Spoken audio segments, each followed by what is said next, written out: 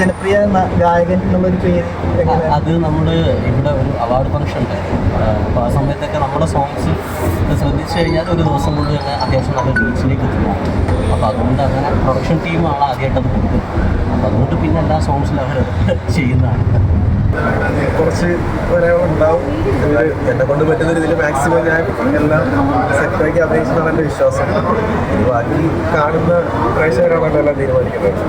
സന്തോഷമുണ്ട്. പിന്നെ ആദ്യമായിട്ടുള്ളതിൻ്റെ ആ ഒരു പ്രശ്നങ്ങളൊക്കെ ഉണ്ടാകും. പിന്നെ എൻ്റെ 100 ഞാൻ ഇട്ടിട്ടുണ്ട്. ബിഗ് സ്ക്രീനിൽ കണ്ടപ്പോൾ എങ്ങനെയുണ്ട് ആ ഒരു മൂമെന്റ്? നല്ലതായിട്ടുണ്ടായിരുന്നു. സന്തോഷം. സിനിമയ്ക്കുടെ കൂടെ അതിൻ്റെ സന്തോഷം. ഇതൊക്കെ വളരെ റയറായിട്ട് കിട്ടുന്ന ഒരു സമയമാണ്.